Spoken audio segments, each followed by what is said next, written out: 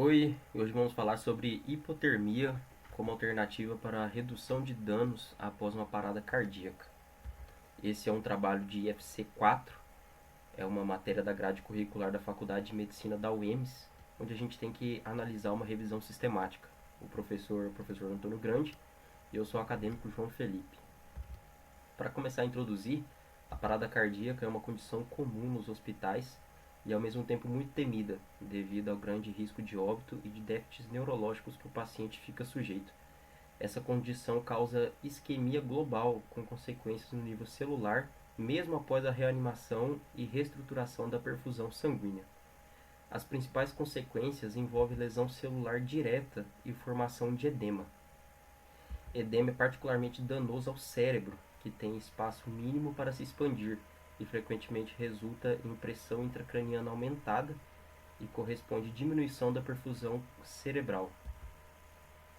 Portanto, os principais danos são a hipertensão intracraniana, já dito anteriormente, e consequentemente uma hipóxia, que seria a falta de oxigenação nesse órgão. Esses fatores interferem na sobrevivência e no bom prognóstico do paciente após a ressurreição. Diante disso, a sobrevivência e os resultados neurológicos dependem das características da parada cardíaca e do tipo de serviços médicos e de emergência e dos cuidados após a ressurreição. Como alternativa para a prevenção de déficits neurológicos pós uma parada cardíaca, estuda-se a técnica de hipotermia, a qual consiste em manter a temperatura corporal do paciente entre 32 e 34 graus Celsius, promovendo a prevenção de trombos e melhora da perfusão cerebral. Para isso foram feitos diversos estudos sobre o tema, os quais foram analisados pela revisão sistemática em questão. Falando sobre a hipotermia, ela tem algumas formas de ser feita. Ela pode ser feita através de uma infusão intravenosa de líquido resfriado, ou seja, colocar um líquido resfriado dentro da veia, que faria uma redução da temperatura global do paciente, ou a crioterapia, que seria um banho de gelo, ou a manutenção de baixas temperaturas externas, seria manter a temperatura do ambiente abaixo do normal. Então, o objetivo dessa revisão é avaliar os benefícios e malefícios da hipotermia terapêutica após uma parada cardíaca em adultos em comparação ao tratamento padrão. Diante disso, temos que analisar o PICO. O que seria o PICO? É um acrônimo para População, Intervenção, Controle e Resultados. São 4 parâmetros que a gente usa para dar início a uma revisão e a um projeto científico. Nesse estudo em questão, a população são adultos que sofreram uma parada cardíaca dentro ou fora do hospital, independente da causa. E nesse estudo foram excluídos pessoas menores de 18 anos. A intervenção foi a hipotermia terapêutica, então manter a temperatura após a ressurreição entre 32 e 34 graus Celsius.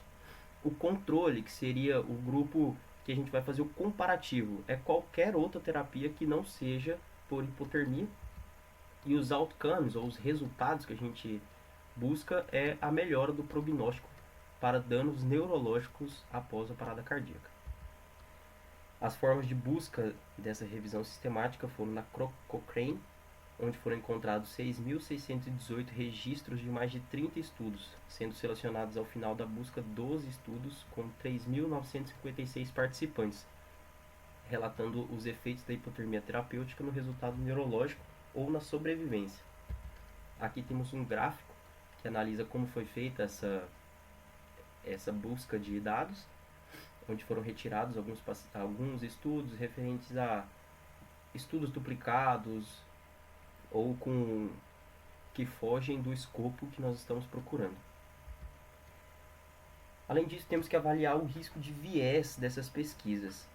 O viés de pesquisa refere-se a um erro sistemático ou distorção na coleta, análise, interpretação ou apresentação de dados de uma pesquisa. Basicamente, a cor verde representa um baixo risco de viés e a vermelha alto risco de viés. E as cores amarelas e laranjas são risco com algumas ressalvas.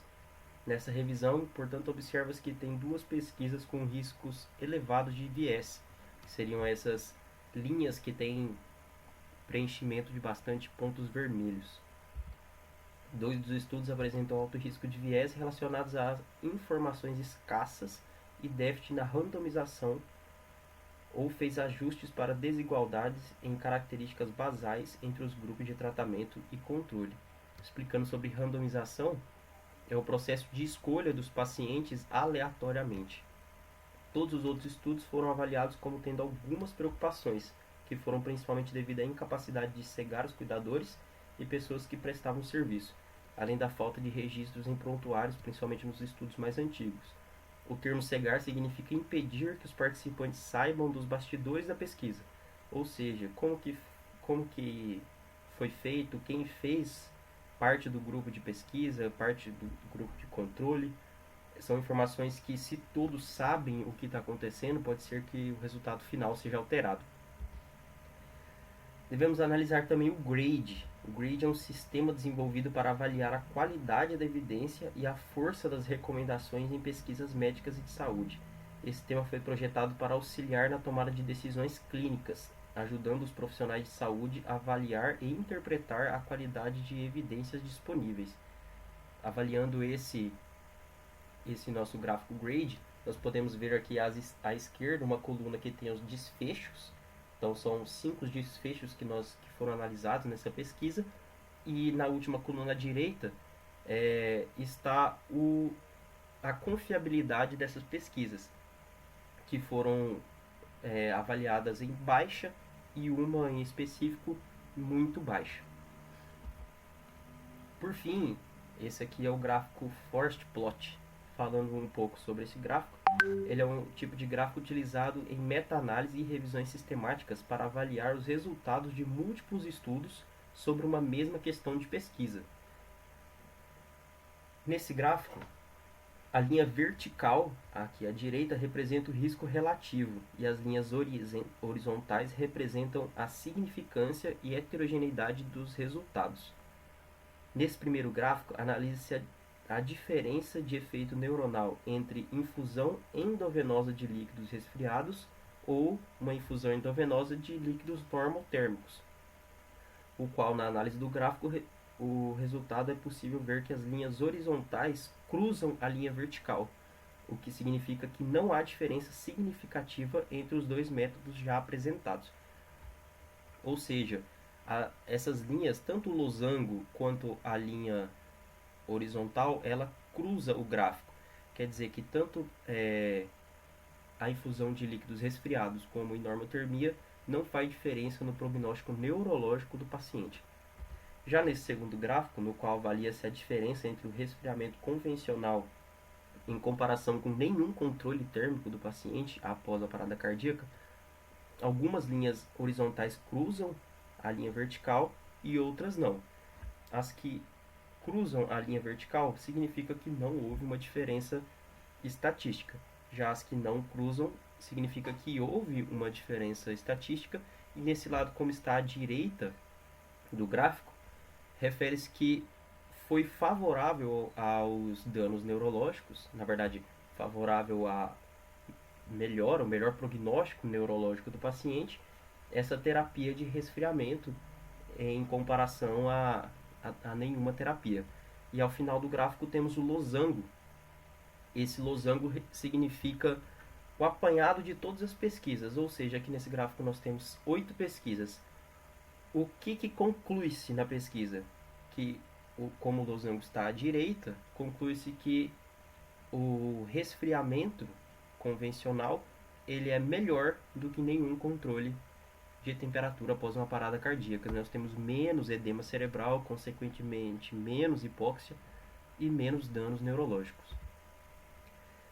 Por fim, a conclusão do estudo, quando comparamos pessoas cujos corpos foram resfriados a 32 ou a 34 graus Celsius após a reanimação, contra aquelas cujos corpos não foram resfriados, descobrimos que 532 em cada 1000 daqueles que receberam resfriamento não teriam nenhum dano cerebral ou teriam apenas danos cerebrais menores, enquanto apenas 377 dos 1000 analisados que não receberam nenhum resfriamento. Portanto, nosso estudo conclui-se que essa prática pode ser benéfica, reduzindo os danos neurológicos do paciente. E obrigado, até mais.